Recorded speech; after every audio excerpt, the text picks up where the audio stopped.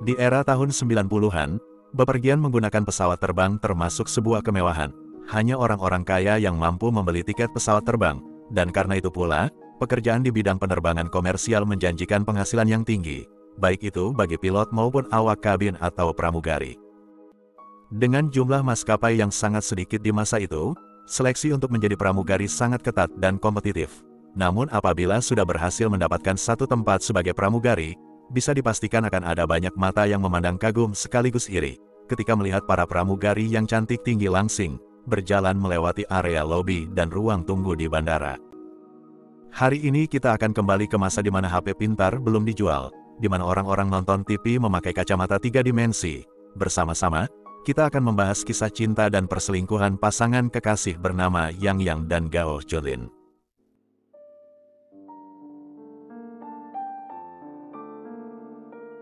Lahir pada tahun 76 di kota Xiamen, Provinsi Fujian, Yang menjadi anak tunggal tapi orang tuanya bercerai saat dia masih kecil, dan sejak saat itu Yang tinggal bersama ibunya. Yang memiliki sifat keras kepala dan perfeksionis, selalu meraih nilai tertinggi di kelas. Sejak kecil dia penuh determinasi, selalu tahu apa yang dia mau dan apa yang harus dia lakukan.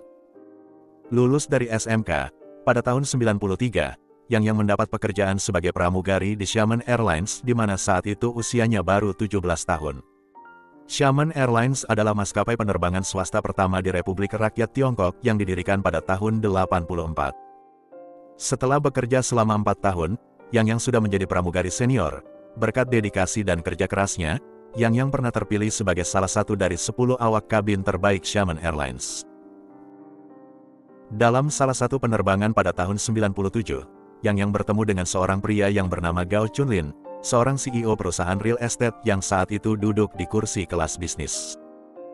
Menurut Yang dalam sebuah wawancara di kemudian waktu, hari itu Gao bolak-balik memanggilnya dengan alasan mau memesan kopi, makanan, atau minuman ringan, demi bisa berkenalan dan mendapatkan nomor teleponnya. Karena kesal terus-terusan diganggu, akhirnya Yang memberikan nomor pagernya, berpikir kalau pria itu hanya iseng dan tidak akan pernah menghubunginya. Namun dugaan Yang ternyata salah. Setelah hari itu, setiap kali Gao datang ke Xiamen, dia akan mengirim pesan singkat dan mengajak Yang keluar makan malam. Yang selalu menolak, dan di antara puluhan pesan pager dari Gao, Yang hanya satu kali merespon, itu pun dia menelpon hanya untuk meminta Gao agar tidak mengganggunya lagi. Sesekali Gao masih mengirim pesan di pagernya, tapi Yang hanya mengabaikan dan fokus lagi dengan pekerjaannya di Xiamen Airlines. Namun di dalam dirinya masih terganjal satu keinginan. Yang tahu bahwa karir sebagai pramugari tidak akan bertahan lama, jadi dia ingin kuliah di bidang bisnis administrasi agar bisa kerja kantoran dan menjadi wanita karir. Pada pertengahan tahun 97, dengan tabungan yang cukup banyak, Yang memutuskan untuk mundur dari Xiamen Airlines, dan mendaftar kuliah di Universitas Peking yang berada di kota Beijing. Tanpa Yang ketahui, Gao Junlin tinggal di kota yang sama dengan tempatnya kuliah. Di awal tahun 98, ketika Yang baru saja memulai semester keduanya, tiba-tiba dia menerima panggilan telepon di asrama, telepon dari Gao penggemarnya dulu. Setahun berlalu sejak pertemuan mereka dulu, rupanya, Gao belum menyerah dan berhasil melacak keberadaan gadis 21 tahun ini. Jadi sekitar 6 bulan lalu saat Yang meninggalkan kampung halamannya, dia berikan pagernya pada ibunya, yang ternyata alat itu masih terus menerima pesan dari Gao. Ibu Yang penasaran dan menelpon si pengirim pesan. Gao memperkenalkan diri dengan sopan mengaku sebagai teman Yang. Alhasil sang ibu menginfokan bahwa putrinya sekarang kuliah di Beijing. Selanjutnya, sang ibu memberitahu nomor telepon asrama Yang kepada Gao. Berbeda dengan tahun lalu, kali ini sikap Yang berubah dan mulai meladeni pendekatan yang dilakukan oleh Gao. Tahun lalu Yang sangat sibuk dengan penerbangan yang seperti tak ada habisnya, jadi dia merasa tidak punya waktu untuk urusan cinta-cintaan. Tapi sekarang, dengan statusnya sebagai mahasiswa tahun pertama, Yang merasa tidak ada salahnya membuka hati dan menjajaki kemungkinan terjalinnya sebuah kisah romantis. Sehari setelah dia menerima panggilan telepon dari Gao, Yang keluar dari gedung kampusnya dan melihat ada mobil Mercedes-Benz. Entah mengapa, saat itu Yang sudah punya firasat bahwa itu adalah mobil Gao yang datang untuk menemuinya. Benar saja, Gao kemudian keluar dari dalam mobil, berjalan ke arah Yang sambil membawa sebuket bunga. Menurut Yang, tubuh Gao dan bunga itu sama wanginya, dan senyum pria di hadapannya saat itu terlihat sangat manis dan mempesona. Dalam beberapa kesempatan wawancara, Yang mendeskripsikan Gao sebagai pria sukses karismatik dengan gaya seperti tokoh Christian dalam film 50 Shades of Grey. Namun berdasarkan data di berkas pengadilan, Gao Chunlin digambarkan memiliki tubuh gembal dengan tinggi badan tak sampai 165 cm, bahkan lebih pendek daripada gadis idamannya yang memiliki tinggi badan 168 cm. Dan sebagai info tambahan, Gao berusia 10 tahun lebih tua daripada Yang. Namun bagaimanapun kondisi fisiknya, Gao tidak menyia-nyiakan kesempatan yang sudah terbuka. Sejak hari itu, Gao rutin menjemput Yang pulang kuliah, mengajaknya jalan-jalan mengendarai mobil mewah, makan malam, dan nonton bioskop, serta tak lupa Gao menghujani Yang dengan hadiah-hadiah dan bunga-bunga. Alhasil perlahan tapi pasti tumbuhlah rasa di hati Yang, hingga akhirnya, mereka semakin dekat tapi belum resmi sepakat menjadi sepasang kekasih. Suatu hari tangan Yang terluka, gadis ini menelpon orang pertama yang terlintas di pikirannya yaitu Gao Chunlin, yang kemudian datang ke asrama dan membawa Yang ke rumah sakit. Gao selanjutnya memberi Yang sebuah pager, dengan nomor eksklusif yang hanya diketahui oleh mereka berdua. Di hari ulang tahun Yang, Gao memberi kejutan dengan menyusun 9.999 bunga mawar di lobi sebuah hotel bintang 5, yang melambangkan cinta sejati Gao terhadap gadis pujaannya. Semua perbuatan dan perhatian dari Gao akhirnya membuat Yang luluh dan sadar bahwa dia sudah mulai mencintai pria 32 tahun itu, terhitung sejak akhir tahun 98, Yang dan Gao sudah resmi berpacaran.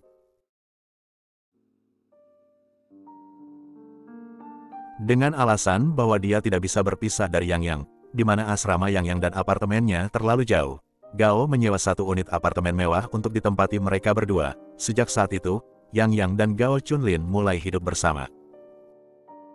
Pada tahun 99, Yang sudah menyelesaikan kuliahnya, dan kebetulan dia menerima tawaran untuk bekerja lagi di Xiamen Airlines, tapi kali ini untuk posisi di kantor, bukan sebagai pramugari. Gao menentang ide tersebut dan bersikeras bahwa Yang tidak perlu bekerja, dia akan memenuhi semua kebutuhan Yang, alhasil tawaran itu pun ditolak oleh Yang. Di tahun yang sama, ibunya menikahi pria asing dan mengajak Yang ikut pindah ke Kanada. Yang menolak dengan alasan bahwa dia ingin tetap bersama Gao dan tinggal di Beijing. Begitulah hidup Yang di hari-hari selanjutnya, seperti ibu rumah tangga tapi tidak menikah, setiap hari berada di rumah, tidak bekerja walaupun secara finansial semua tercukupi dengan uang saku bulanan dari kekasihnya. Di pertengahan tahun 99, Yang mendapati dirinya hamil dan memberitahu Gao. Namun pria itu menolak untuk memiliki anak sebelum mereka menikah, jadi atas permintaan kekasihnya, Yang melepaskan kehamilannya. Setelah gagal menjadi ibu, Yang mulai memikirkan ulang hubungannya bersama Gao selama 1 tahun terakhir. Dia yakin kalau Gao mencintainya, tapi sepertinya Gao tidak ada niat untuk menikahinya, sekarang atau nanti-nanti. Lambat laun Yang juga menyadari sesuatu hal yang aneh tentang Gao, di mana Gao yang lahir di Fujian, sering berkomunikasi dengan keluarganya menggunakan bahasa dan dialek Fujian. Yang tidak terlalu mengerti bahasa Fujian, tapi ada 1-2 kata yang bisa dia pahami, terutama ketika Gao menyebut soal istri dan anak, Yang menjadi curiga. Kecurigaan Yang terbukti benar ketika suatu hari dia ngobrol dengan rekan bisnis sekaligus sepupu Gao, yang secara tidak sengaja membocorkan info bahwa Gao sudah menikah, memiliki istri dan seorang putra di kampung halamannya. Yang murka ketika mengetahui fakta itu dan mengkonfrontasi kekasihnya, tapi kemudian Gao berlutut dan menangis, mengaku bahwa dulu dia dijodohkan, dia tidak pernah mencintai istrinya dan ingin bercerai, tapi karena mereka memiliki seorang putra, sampai sekarang dia belum memutuskan untuk meninggalkan istrinya. Gao berulang kali minta maaf karena telah membohongi Yang, lalu berjanji bahwa dia akan segera menceraikan istrinya dan menikahi Yang. Bodohnya Yang, dia tersentuh dengan air mata Gao dan percaya akan janji pria itu. Hari Minggu dan bulan berganti, Gao tak kunjung menepati janji dan mengemukakan 1000 alasan setiap kali Yang bertanya kapan dia akan menceraikan istrinya. Menjelang perayaan Imlek pada bulan September tahun 99, Gao pamit untuk mudik dan merayakan tahun baru bersama keluarganya, Yang mengingatkan Gao agar menepati janjinya untuk menceraikan istrinya saat pulang ke Fujian. Gao kembali menolak, berdalih bahwa momennya tidak pas untuk membicarakan perceraian di perayaan Imlek, Alasan Gao membuat Yang marah hingga mereka pun bertengkar. Alhasil, Yang ngotot ingin ikut mudik dan memperkenalkan diri secara langsung kepada istri kekasihnya itu. Gao yang juga tersulut emosi menelpon istrinya di depan Yang dan berkata bahwa besok dia akan pulang bersama selingkuhannya, tapi saat itu, istrinya malah tertawa dan menganggap Gao hanya bercanda. Keesokan harinya, sesuai kesepakatan mereka tadi malam, Gao dan Yang berangkat menuju Fujian. Namun setiba di sana, Yang keder dan membatalkan niatnya untuk menemui istri Gao. Alhasil, hari itu dia menginap di hotel dan keesokan harinya dia pergi ke rumah ibunya di Xiamen. Sebelum berpisah, Yang berkata bahwa dia menunggu Gao di Xiamen dengan membawa kabar bahwa dia sudah menceraikan istrinya. Gao pun pulang ke desanya dan berkumpul bersama anak istri, orang tua dan saudara-saudaranya. Tanpa diduga-duga, Gao mengungkapkan tentang perselingkuhannya dan menyampaikan keinginannya untuk bercerai. Istrinya menolak untuk bercerai. Orang tua dan saudara-saudaranya juga marah kepada Gao. Perayaan Imlek yang seharusnya penuh kegembiraan, berubah menjadi momen buruk yang diwarnai dengan pertengkaran dan air mata. Seminggu kemudian, Gao menjemput Yang lalu berdua mereka pulang ke Beijing. Gao bercerita bahwa dia sudah mencoba untuk menceraikan istrinya, tapi masih mendapat tentangan dari orang tua. Yang sebenarnya masih belum puas, tapi setidaknya, Gao sudah menyebutkan tentang keberadaannya di dalam hidup Gao. Walaupun mendapat penolakan dari istri dan keluarganya, Gao sudah bulat tekad ingin bercerai dan menikahi Yang. Sampai di titik ini, orang tua Gao akhirnya memutuskan untuk turun tangan. Mereka tidak bisa meyakinkan Gao untuk meninggalkan Yang, jadi terpaksa mereka menerima hubungan terlarang itu. Dengan satu syarat, Gao tidak boleh menceraikan istrinya. Sebulan setelah perayaan Imlek, orang tua Gao mendatangi Beijing dan tinggal di apartemen pasangan kekasih itu, dengan alasan ingin menjalani pengobatan di sana. Sejatinya, ini adalah inisiatif dari ibu Gao yang jijik melihat Yang, dan berusaha mencari cara untuk memisahkan Gao dan pelakor itu. Selama tinggal bersama di apartemen tersebut, ibu Gao menggunakan cara-cara yang busuk untuk menyingkirkan Yang, mulai dari menjelek-jelekan kekasih putranya, sampai mengadu domba antara Yang dan Gao, tapi usahanya tidak membuahkan hasil. Dalam upaya terakhir, ibu Gao menyembunyikan Rolex kesayangan putranya dan menuduh Yang telah mencuri jam tangan itu. Kali ini Gao tertipu dan percaya omongan ibunya. Gao dan Yang bertengkar hebat, hingga mereka saling mendiamkan selama lebih dari 1 bulan. Walaupun akhirnya mereka kembali berbaikan, hubungan Gao dan Yang sudah tidak sama lagi, di mana satu sama lain sudah saling kehilangan rasa percaya.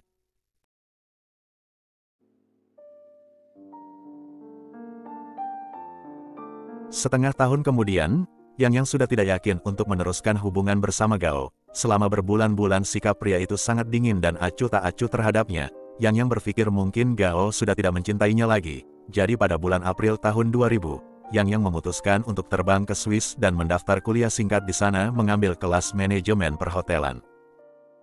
Gao awalnya tidak keberatan dan sosok saja dengan ide tersebut. Akan tetapi, ketika Yang sudah mulai tenang belajar di Swiss, Gao malah rungsing dan terus memohon kepada kekasihnya untuk pulang ke Beijing.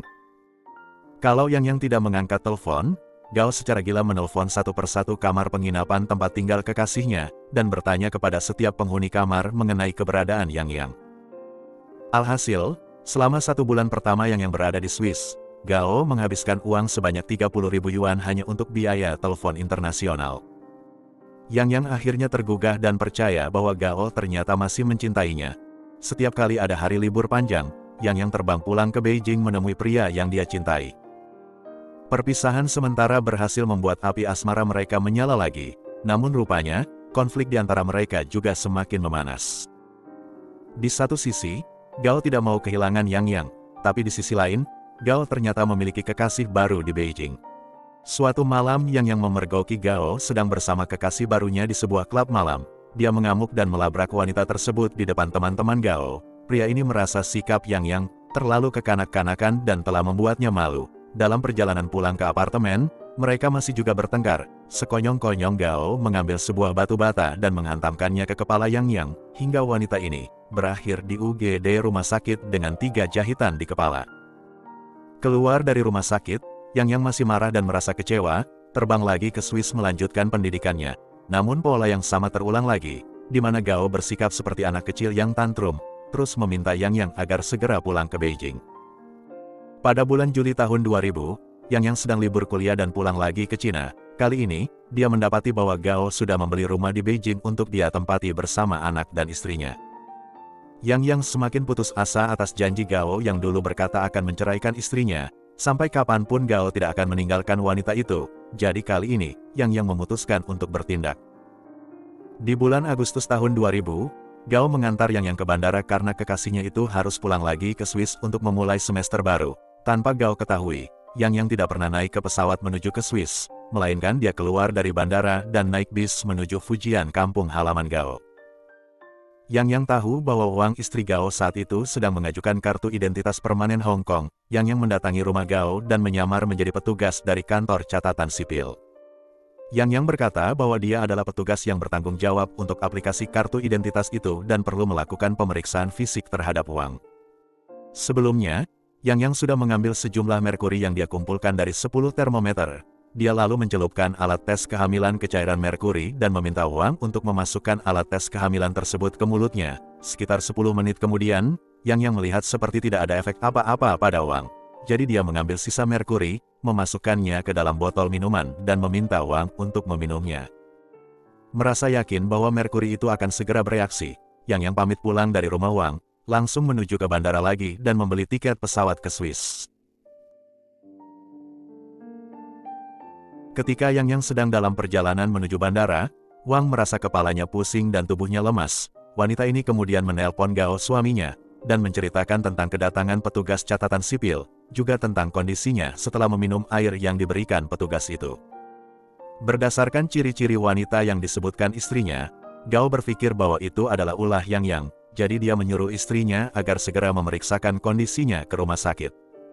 Tiba di rumah sakit, Wang didiagnosis mengalami keracunan merkuri, tetapi karena dia datang ke rumah sakit tepat waktu, nyawanya bisa diselamatkan setelah menjalani proses detoksifikasi. Walaupun merasa kalau tindakan Yang sangatlah jahat, Gao tidak melaporkannya ke polisi, tapi setelahnya, Gao memutus kontak dengan wanita itu. Pasangan ini pun berpisah dan menjalani hidup masing-masing. Pada bulan April tahun 2001, Yang sudah menyelesaikan program kuliah 1 tahunnya di Swiss.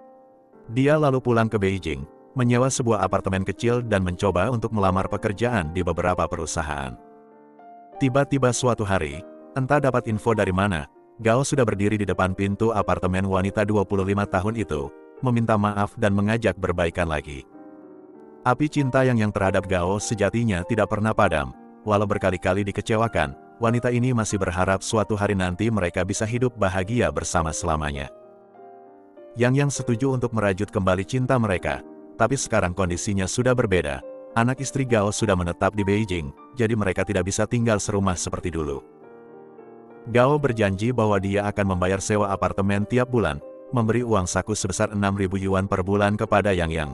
Tapi sekali lagi, Gao hanya bisa datang sesekali saja ke apartemen Yang. Sejak pertama kali bertemu di tahun 97, hingga sekarang di tahun 2001, sudah tak terhitung berapa kali mereka bertengkar. Hubungan cinta mereka pasang surut putus nyambung, jadi pada dasarnya, mereka jalan di tempat selama bertahun-tahun. Yang menyimpulkan bahwa satu-satunya alasan Gao tidak mau menceraikan Wang, adalah karena mereka memiliki seorang putra, jadi Yang berpikir, kalau dia melahirkan seorang putra juga, mungkin Gao akan mantap meninggalkan istrinya.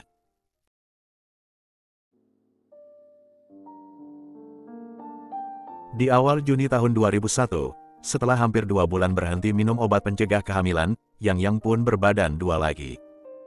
Dia memberitahu Gao perihal kehamilannya, namun kekasihnya itu menolak untuk memiliki anak dari rahim Yang. Gao mengancam akan meninggalkan Yang kalau sampai anak itu lahir, dan Gao menegaskan bahwa dia tidak akan mengurus atau mengakui anak itu. Dengan terpaksa, Yang kembali melepaskan kehamilannya, hanya demi supaya Gao tidak meninggalkannya. Setelah Yang keluar dari rumah sakit dan kondisinya belum pulih 100%, Yang malah mendapati bahwa Gao memiliki kekasih baru, dan sepertinya Gao serius dengan gadis itu. Yang mengkonfrontasi kebenaran info tersebut kepada Gao, yang dibenarkan oleh pria 35 tahun itu. Namun kali ini, Gao mengancam, kalau sampai Yang mengganggu kekasihnya, seperti dulu dia mengganggu Wang, istrinya, maka kali ini Gao sendiri yang akan membunuh Yang. Fix sudah, Yang menyimpulkan bahwa sejak awal, Gao hanya menginginkan tubuhnya, sama sekali tidak ada niat untuk menikahinya. Yang menelpon ibunya, berkata bahwa dia akan segera menyusul sang ibu ke Kanada setelah urusan visanya selesai. Di hari-hari berikutnya, Yang dan Gao masih bertemu, tapi bisa dikatakan bahwa rasa cinta itu sudah tidak ada lagi. Malam hari di tanggal 27 Juni tahun 2001, Gao datang ke apartemen Yang, di mana wanita itu berencana akan mengakhiri hubungan mereka dan pamit untuk pindah ke Kanada.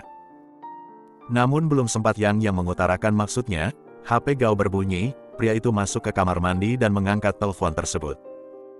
Yang sudah paham bahwa itu pasti telepon dari Wang istrinya atau dari kekasih baru Gao. Dia hanya bisa tersenyum getir. Ketika Gao keluar dari kamar mandi, Yang langsung berkata bahwa dia sekarang sudah ada kekasih baru, dan dia akan pindah ke Kanada bersama pria baru ini. Yang membuat kebohongan itu untuk membalas Gao, dan ternyata Gao memang tersulut emosi.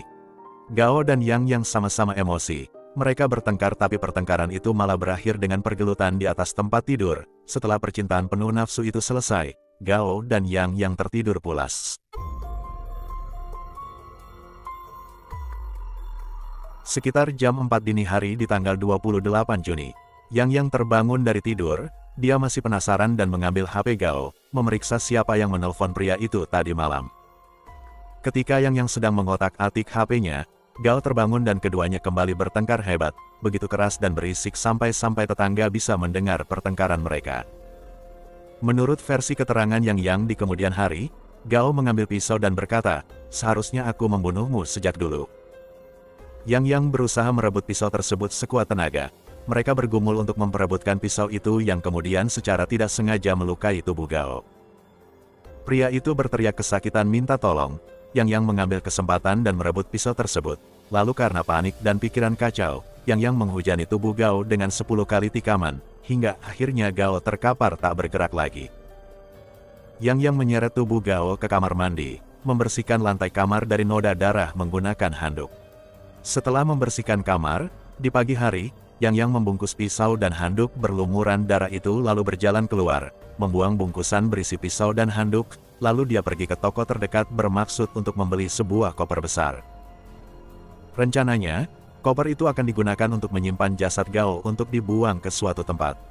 Tapi ketika dia pulang, polisi sudah ada di depan apartemennya. Sepertinya salah satu tetangga ada yang melapor ke polisi. Yang langsung balik badan lalu pergi ke rumah sakit untuk merawat tangannya yang turut terluka dalam pergumulan merebut pisau. Setelah itu dia mencari kamar kos dan bersembunyi di sana hingga berhasil lolos dari kejaran polisi. Sebagai orang yang terdata menyewa apartemen itu, dan sebagai orang terakhir yang terlihat bersama Gao sebelum pria itu tewas, Yang ditetapkan sebagai tersangka dalam kematian Gao Chunlin.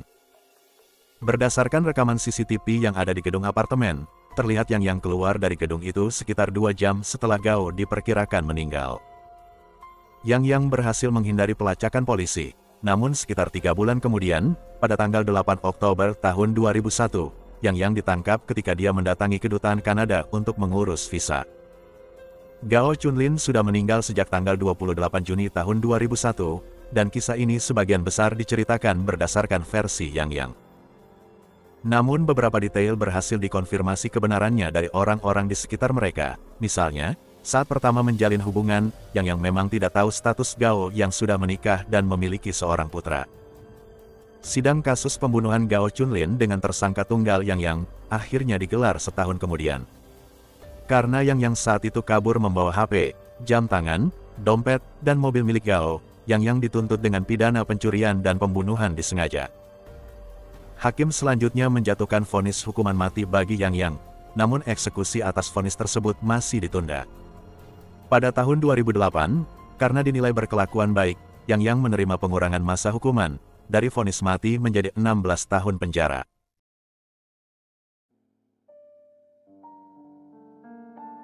Kalau dihitung dari penangkapannya di bulan Oktober tahun 2001, berarti pada tahun 2017 yang lalu, Yang sudah menghirup udara bebas di usia 41 tahun. Namun sejak 2008, tidak ada lagi publikasi terkait Yang selama dia berada di dalam, hingga setelah dia bebas dari penjara. Itulah tadi kisah nyata kita pada hari ini, semoga ada pelajaran berharga yang bisa kita petik dari kisah hidup Yang. Terima kasih sudah menonton video ini hingga selesai, Coba sampaikan pendapat kalian mengenai kasus yang di kolom komentar. Jaga kesehatan selalu, dan sampai jumpa lagi di kisah nyata kasus kriminal berikutnya dari channel The Purbas.